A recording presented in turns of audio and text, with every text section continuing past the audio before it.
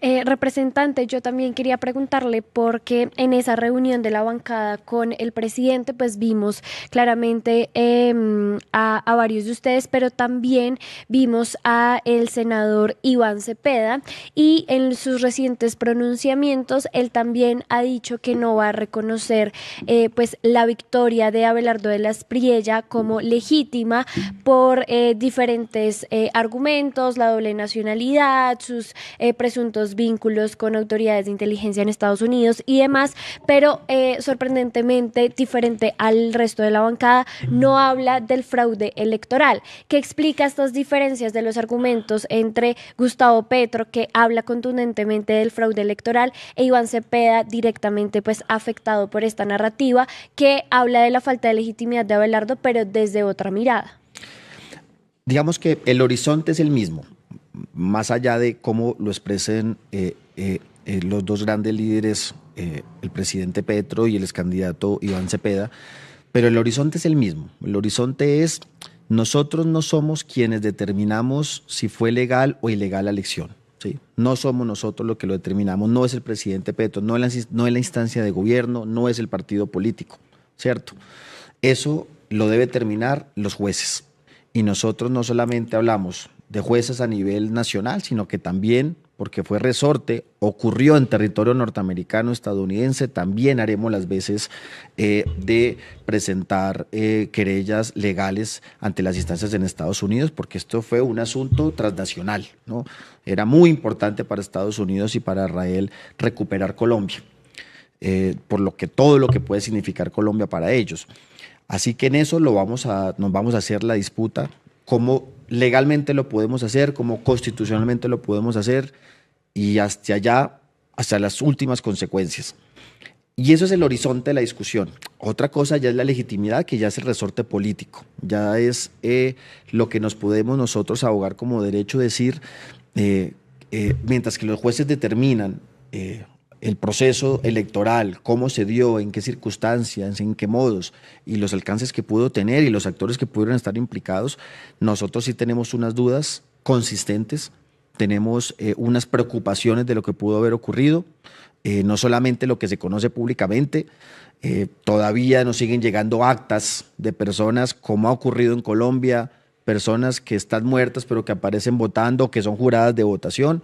Todo lo que pasó en Estados Unidos, que hasta en algunos casos se nos presenta, y eso es la investigación, personas que votaron 2 o 3 veces, y eso nos da las herramientas suficientes para decir que nos cuesta reconocer el resultado de la presidencia de Abelardo de la Espriella. Pero eso no responde a la vamos al pregunta debate político con de eso. por qué Iván Cepeda no piensa igual, por qué no dice lo mismo, por qué no es así de contundente, cuando además, lo decía Mariana, es Iván Cepeda quien va a ser el líder de la oposición en estos 4 años, ¿no?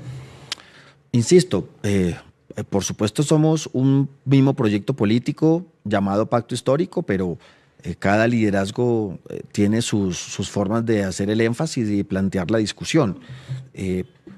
Aquí lo importante es que nosotros como Pacto Histórico, insisto, por más que la oposición nos lo dijo todo el tiempo, nosotros respetamos las instituciones y el debido proceso. Ya acá se nos dijo que el presidente Petro, como tú lo mencionabas, no iba a salir, que íbamos a cambiar la Constitución, que no íbamos a hacer. Y recordemos más bien que en la historia de Colombia y a nivel internacional, los que no reconocen las elecciones y son capaces de llamar a la violencia, quemar a sus propios países, con tal de no permitir que haya esa alternancia del poder y que lleguen los sectores alternativos y progresistas, ha sido la derecha. Fueron ellos, desde Bolsonaro hasta Trump, los que llamaron a la gente a tomarse los parlamentos en ese momento cuando perdieron las elecciones.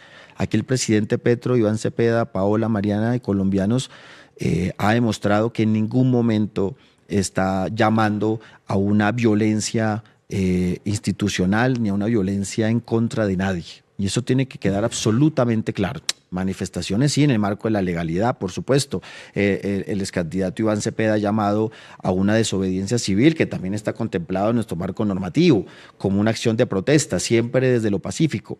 Nosotros, y ahí sí empieza pues nuestro talante de oposición y nuestro carácter, y eso lo tiene que tener muy claro tanto el gobierno como todo el pueblo colombiano. Vamos a hacer una oposición absolutamente férrea, una absolutamente contundente, ya con la experiencia que tenemos ahora. Antes habíamos sido oposición sin haber pasado por el gobierno.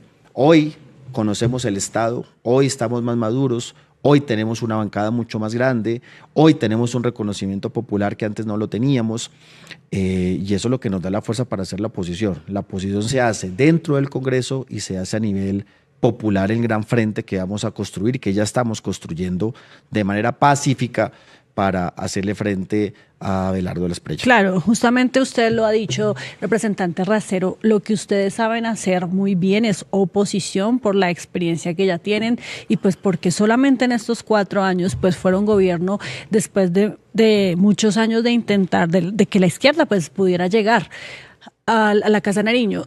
Y esa es entonces la siguiente pregunta que yo quiero hacerle, porque nuevamente estamos viendo cómo a través de redes sociales los miembros del pacto histórico, y no sé si usted porque no he visto, empiezan a denunciar todos estos casos de nepotismo en los nombramientos que está haciendo Abelardo de la Espriella y demás, y entonces ahí uno dice, bueno, por un lado, tal vez se les está volteando un poquito el tema porque ustedes también recibieron muchas denuncias por estos mismos casos en estos 4 años. ¿Con qué moral, si se puede decir así, van ustedes a hacer esa oposición, van a hacer ustedes esas denuncias si también recibieron, o más bien, si también hicieron lo mismo en estos 4 años que fueron gobierno? El debate político se centra especialmente, y ese es, digamos, el lugar de la oposición. Y cualquier oposición lo hace, es, digamos, su acción de trabajo, es justamente buscar esas contradicciones del que gobierna. Y eso se trata, hacer la política, desde cualquier espacio. Las contradicciones y las mentiras que el nuevo gobierno, en este caso el de Abelardo de la Espriella, pues ya empieza a evidenciar. Sí vemos con preocupación, por supuesto, cómo están llegando los nuevos, o cómo se están presentando el nuevo gabinete. Y más allá de, digamos, el presidente, en su momento candidato Abelardo de la Espriella, hace un discurso completamente libreteado, que es el libreto que se ha construido para los que se presentan siempre como outsider, que se presentan como outsider, que es hablar en contra de la clase política. Eso ya es un libreto conocido en Colombia, en Brasil, en Argentina, en Europa, que da mucho rédito, y hablar de que van a llegar con él los nunca, ¿cierto? Los nunca, y hacer una pantomima de hasta desacreditando a algunos congresistas o líderes políticos públicamente, pues hoy se empieza a ver claramente que eso fue una farsa total, que realmente fue un discurso para atraer incautos, pero que a la larga, pues Abelardo de la Espriella se está catapultando en los mismos de siempre, ya está en lo peorcito, ¿sí? En lo peorcito de lo peorcito, reencauchando también líderes que ya iban de salida. Por ejemplo, el caso del mismo Fincho Cepeda del Partido Conservador, ¿sí? Una persona que sale del Congreso de la República después de haber estado ahí 30 años atornillado en el Congreso, de mucha incidencia en el Partido Conservador, que ha estado en todos los gobiernos y que va a colocar pues a su hija como ministra. Pues si ustedes me dicen a mí, y les pregunto a los colombianos si alguien como Fincho Cepeda hace parte de los nunca o hace parte de los de siempre. Sí, eso creo que eso es lo más evidente, es blanco, es gallina, lo pone. Y eso, insisto, no lo decimos nosotros, que es lo que hace el trabajo de la oposición, simplemente presentarlo. Pero lo más preocupante, Paola y Mariana, más allá a veces del nombre de la persona que llegue, realmente es su visión. A mí me preocupa, por ejemplo, más que este tipo de nombramientos de nepotismo, que por supuesto lo que muestra, insisto, la contradicción y la mentira de Abelardo de la Espriella, y sus votantes ya tendrán que empezar a hacer sus cuentas. Lo que me preocupa es la visión de algunos de ellos. A mí me preocupa sobremanera, Camila, Omar Bula Escobar, el ministro, Paola, perdóname, el ministro de Relaciones Exteriores. Ese sí me preocupa. Me preocupa que haya puesto en la cartera del Ministerio de Relaciones Exteriores como canciller a una persona con unas expresiones en su pasado que nada tiene que ver con los principios de la diplomacia, nada tiene que ver con los principios de la integración regional, nada tiene que ver con los principios de promulgar la paz a nivel internacional. Y vemos ver una persona muy cercana a lo más recalcitrante del sionismo a nivel internacional. Vemos una persona con unos comentarios completamente denigrantes ante el presidente de turno en una posición absolutamente servil ante Estados Unidos, un personaje que realmente preocupa sin ningún tipo de conocimiento en temas de relaciones exteriores, y yo creo que eso sí es lo que más nos debe preocupar a los colombianos.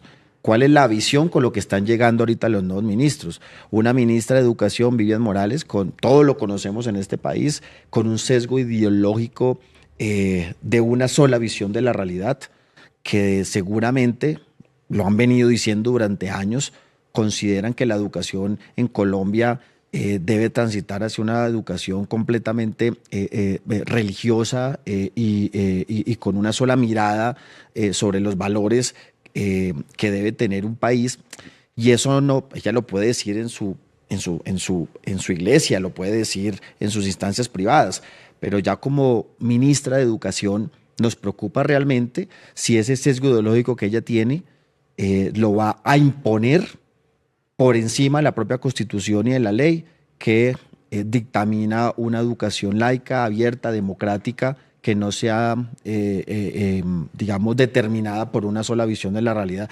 Y lo digo yo, que soy creyente, Paola Mariana, que soy absolutamente creyente y que veo mucha preocupación. Déjame hacer ese comentario de cómo instrumentalizaron la fe y cómo instrumentalizaron la religión y cómo instrumentalizaron a Dios en estas elecciones, y hasta qué punto realmente van a imponer una única visión de país religiosa en un Estado que debe ser laico y abierto. Sí, pero entonces eso significa, yo me acuerdo, Mariana, hace 4 años antes de que llegara Gustavo Petro al gobierno, cómo David Racero era experto en descubrir esos vínculos familiares, esos nombramientos cuestionables por parte del gobierno de Iván Duque. ¿Eso significa que vuelve ese David Racero y vamos a ver a David Racero siendo el Daniel Briceño de este gobierno? Bueno, acá hay una frase muy bonita que está escrita que dice: la historia se repite 2 veces, una como comedia y la segunda como farsa. Nosotros no podemos hacer un copy-paste de lo que fuimos en el pasado, ni para hacer gobierno, ni para hacer oposición, ni para pues tomar las decisiones políticas. Mucha agua ya ha corrido debajo de este puente. Creo que en este momento lo primero es que al fin y al cabo el que va determinando la agenda política es el gobernante, y sobre eso vamos mirando qué tipo de oposición también vamos estructurando. A mí, en lo personal, me preocupa sobremanera es la afectación hacia los derechos sociales, hacia las reformas que hemos adelantado con el presidente Gustavo Petro y que él quiera devolverlas. Me preocupa, por ejemplo, que en materia de educación hoy la misma ministra Vivian Morales esté hablando de que hay que repensarse el tema del financiamiento de las universidades, cuando este gobierno ya venía generando una senda de estabilización de los recursos de esas universidades que por décadas han sido insuficientes, que hoy veníamos ampliando la cobertura, que hoy teníamos un programa de gratuidad, que hoy llegaba al 99% de los estudiantes de universidad pública. Eso es lo que me preocupa la agenda política como tal. Sí, yo también creo que ellos en su sed de revancha y de volver a retomar y secuestrar al Estado como lo hacían antes, empiecen a hacer de todo tipo de fechorías dentro del Estado.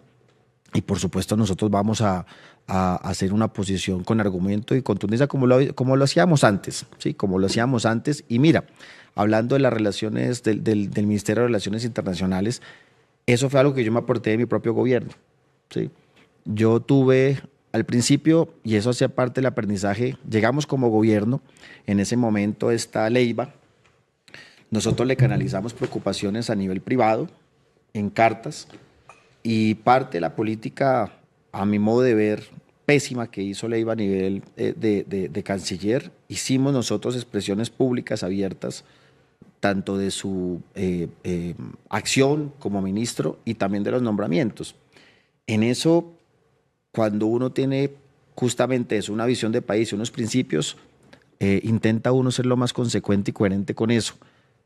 Parte del balance de mi propio gobierno, del pacto histórico del presidente Petro, fue una crítica que hay que hacerle a cómo se manejó este tema internacional y sobre todo este tema de los nombramientos, en lo cual me sigo manteniendo, ¿sí? Algo que, por ejemplo, yo critiqué también de este gobierno, lo hice públicamente porque para mí es un principio fundamental, el papel de las primeras damas. Yo sí creo que ese es un título nobiliario que ya está mandado a recoger hace décadas, ¿sí? No solamente por una visión propia de la mujer, que no es un adorno, ¿cierto? Un llavero del presidente de turno, sino porque sí considero que eso, insisto, es un título que no le sirve para nada al país, a la patria, y eso lo hicimos hasta para hacer proyecto de ley, ¿no? Pero bueno, ahí tampoco la... Pero yo le hacía esa pregunta, aprobarlo. Representante, perdón Mariana, que sé que también tiene varias preguntas, es porque, le insisto, y mucha gente lo está comentando aquí, ¿con qué moral hacer ese control, esa oposición, si es que, bueno, usted dice que ha denunciado cosas de su propio gobierno, pero no hablemos del gobierno, hablemos de usted, de su caso en particular, de las denuncias que usted ha tenido y procesos por también nepotismo y nombramientos que favorecieron a personas cercanas? En eso debo responder que lastimosamente hay dos procesos que no coinciden temporalmente y que lastimosamente no se dan al tiempo. Uno son los procesos judiciales y los procesos de investigación que tienen que darse, y otros son justamente los procesos en medios, en el debate de comunicaciones, en el debate político amplio. Y yo decidí, a partir de las discusiones que se han planteado ante supuestas acciones que he cometido, adelantar los procesos judiciales porque detrás de eso hay una historia por contar. Que yo mismo, Paola, te decía en su momento, en algún momento tendré la oportunidad de hacerlo. Y muy bueno que sea aquí en este programa también, porque no lo he hecho ante ningún periodista.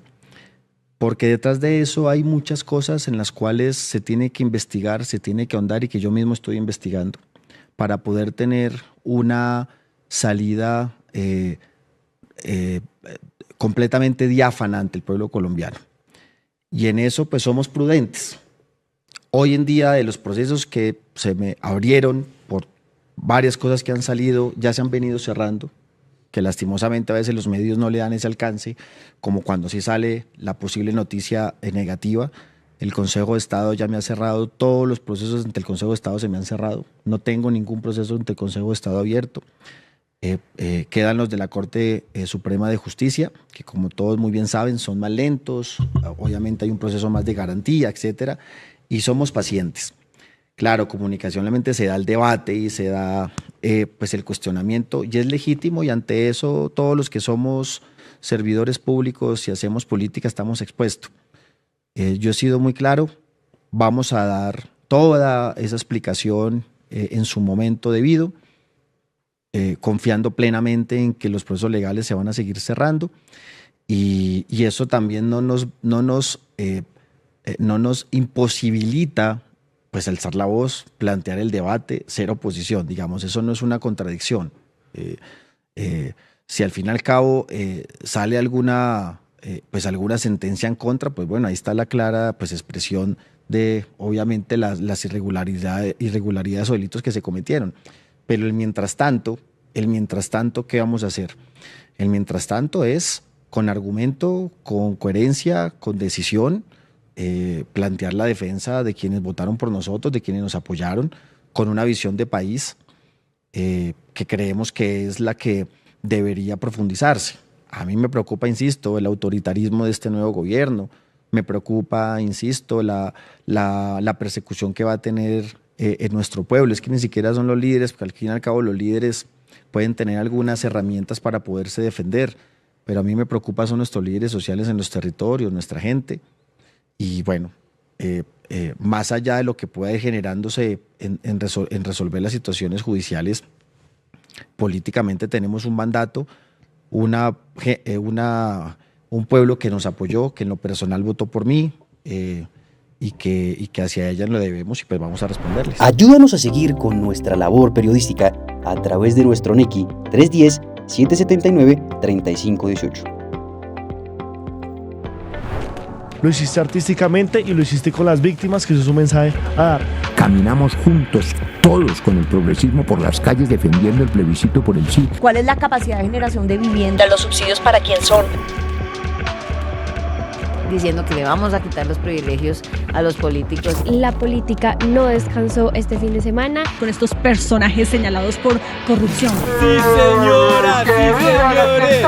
Llega la central. Este espacio semanal que hemos concebido para reflexionar sobre asuntos coyunturales. Allí vivía la familia de Pablo Escobar Gaviria.